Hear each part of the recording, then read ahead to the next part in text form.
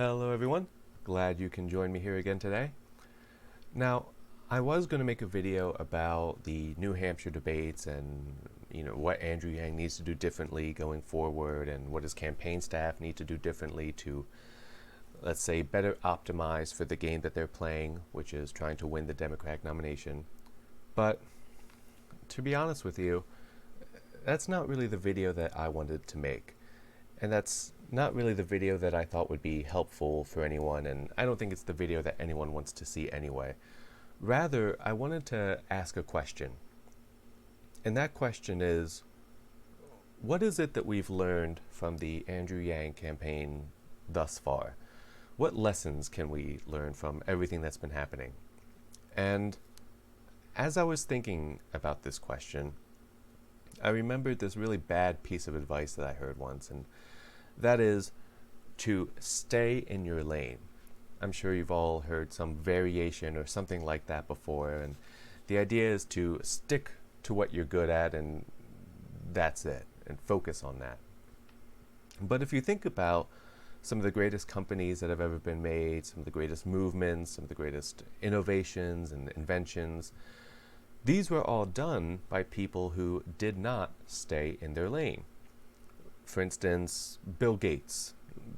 Let's throw some cliche examples out there. Bill Gates had never run a billion-dollar company before he started Microsoft. Steve Jobs had never started a billion-dollar company before he started Apple. Benjamin Franklin, Samuel Adams, and John Hancock, they had never started a country before they started the United States. So some of the greatest things in our world are the result of people who did not stay in their lane.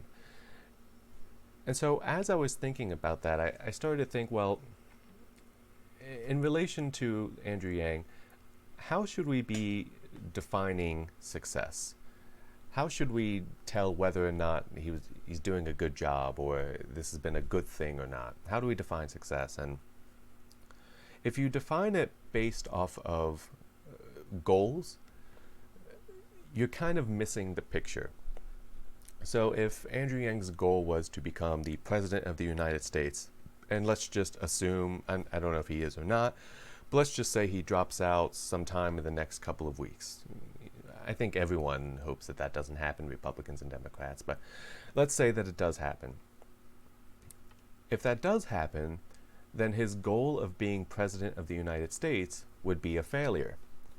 But if that's how you evaluate what's happened, you're missing the story. You're missing the bigger picture. Because it's not about whether or not you are achieving goals. It's more about the system that you employ. And this idea of goals versus systems. And one of the best books that's been written about this is How to Fail at Almost Everything and Still Win Big by Scott Adams. It's one of those books that I think everyone should read. I've read it myself a few times. It's just one of those books you want to read over and over again to make sure you really grasp everything, all the concepts in it. And if you evaluate things based off of a goal perspective, you're doing yourself a disservice. For instance, if your goal is to lose 30 pounds, you can lose 30 pounds a lot of different ways. You can stop eating. That's going to lose you 30 pounds. You can get liposuction. You could chop a limb off. You could, or more realistically, what you normally see is you could have someone go on a fad or a crash diet where they completely change their diet for 30 days and then they lose all this weight, and then once they lose the weight they think, well, I achieved my goal. And then they go back to their old habits of eating, and then they put the weight right back on. Goals are not really as useful as we've been told. They're not as useful as you think they might be. What's better is a system. So taking weight loss as a system, your system might then be, I want to eat healthier. And your system could be something as simple as, instead of drinking soda in the morning, I don't know who does that, but instead of having soda, I'm going to replace that with water. And I'm going to do the best that I can with that. If I drink a soda here and there, that's not the end of the world. And what you find is that over time, once you start replacing the water with the soda, you get a little bit healthier every single day. And more importantly, this is a sustainable success. Eventually, you get to the point where you don't really even want soda. It's this weird sugar water that you have no interest in drinking because you're just enjoying being healthier. You're enjoying the feeling of being healthier. You're enjoying the water. And the systems are important for setting you up for long-term, sustainable success. And I was thinking about systems versus goals in relation to Andrew Yang, and I was thinking, well, how should we define success for Andrew Yang? Should we define it based off a goal system, whereas he either becomes president or he doesn't? Or should we evaluate it based on his system? And I believe his system, I don't know how he would phrase it, but his system is probably something like, I want to make a positive change in the world, or I want to give hope to people, or I want to make a long-lasting positive difference for as many people as possible. That type of system is a powerful system. So how did he do based off of that? And let's think about just for him personally, if he was going to be completely selfish. Well, for one thing, he sold a lot more books than he otherwise would have. So his book, and I have it here somewhere. Where is that book? Oh, here it is. I found it. Here it is. Yeah, The War on Normal People. If Andrew Yang had never run for president, I would have never gotten this book. And it's backwards for you, I know, but bear with me. But The War on Normal People. If he had never run for president, I, and probably a lot of you watching, would never have even heard of the book, much less have it. So he sold a lot more books. That's one thing. Another gain that he got out of it was he's now the premier authority for any startup entrepreneur who wants to get themselves involved into politics. Let's say, hypothetically, he dropped out on Wednesday. By Thursday, he could start a consulting company to consult other startup founders on how to get involved in politics. And I can tell you there's a lot of startup founders who are interested in getting into politics. Sam Altman, I think, is one of them, and there's plenty more. But he's now the premier authority. He's beaten a lot of people. He's established himself as a real candidate. And he's beaten some very distinguished people, senators and congresspeople, et cetera, et cetera. So even on a purely selfish way of looking at the world, he's done pretty well. He's gained a lot of knowledge. He's gained a lot of knowledge on electoral politics. He could, for instance, he has a background in tech, and adding this political experience into his skill set, he could develop the app to fix what went wrong in Iowa, with the ballot counting and all of that. He could start a company to fix that, and he would have the connections, and he would have the know-how and the inner knowledge to know how to best effectively go about that. So system-wise, he's doing pretty good. Goal-wise, maybe not so good, assuming he drops out, we don't know. But system-wise, he's gained a lot of knowledge, he's gained a lot of experience, he's made himself a lot more valuable. So just in that framing alone, he's done pretty good for himself. But what about for everyone else? And this is really probably more of a question for you to answer. Has Andrew Yang's system been of benefit to you?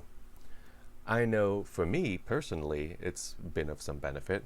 For instance, I know more about universal basic income than I otherwise would have.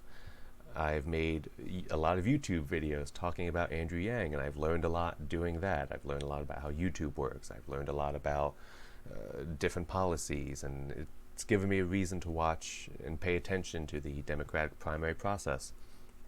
And so it's been of tremendous benefit for me. And this was all started because he decided to not stay in his lane and instead approach things from a systems mindset, which is whether or not I become president isn't the important part. The important part is, have I made things better for people? Have I made things better for myself, my family, and also for other people? And so that's sort of the question for you to ask yourself. Do you feel as if this presidency run, this candidacy run, his whole candidacy in general, Has that been something that you think is positive for the world, positive for the United States? If it is, and you do think it's positive and you've got something out of it, or you think that the country has gotten something out of it, in that scenario, it doesn't matter really what happens on Tuesday, whether he stays in or whether he drops out, because from a systems mindset, things are looking a little bit better than they otherwise would have. And so that was the framing that I wanted to talk about for this video, is systems versus goals, and don't stay in your lane. If you take a risk doing something you've never done before, the great thing about a systems mindset is that it allows for failure. Goals don't really allow for failure, but in a systems mindset, failure is almost encouraged, because it is only through those failures that you learn something, and you learn something new, and that those added skills that you learn, that added knowledge, increases your odds of success in the future. And that's really what the book, How to Fail at Everything and Still Win Big, is all about. It's failing to increase your odds of success in the future.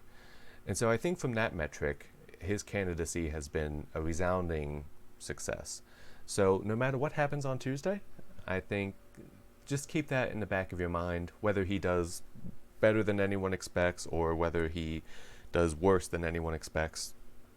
That's an important thing to keep in the back of your mind. And that's all I really have for this video. If you enjoyed this video and all the other videos, make sure you like, comment, and subscribe and boost my signal a little bit. Just a little bit of inside baseball for you. I'm pretty close to being monetized on YouTube, so I'm pretty excited about that. You need 1,000 subscribers and 4,000 hours watched in order to be monetized by YouTube. So subscriber-wise, we're like halfway there or something like that. But the cool thing is the hours watched metric. You have to have 4,000 hours watched. We're like at 3,996 or something. So we're right there on the brink. And that's going to be really exciting to see that edge over. And it's really cool for me to think about that people have watched 4,000 hours of me just talking into a camera. No jump cuts, nothing fancy, just me talking. So that's really cool for me to see. So thank you all so much for tuning in and for leaving your comments. And I read them all, so I appreciate it. And I have fun doing this. So regardless of what happens Tuesday, we're going to be making a lot more videos about other stuff that happens. And if you have an idea of what that stuff should be, leave it in the comment section below. Anyway, I will see you guys all next time, probably after Tuesday, to see what happened. And that's all for now. All right, I'll see you guys later. Bye-bye.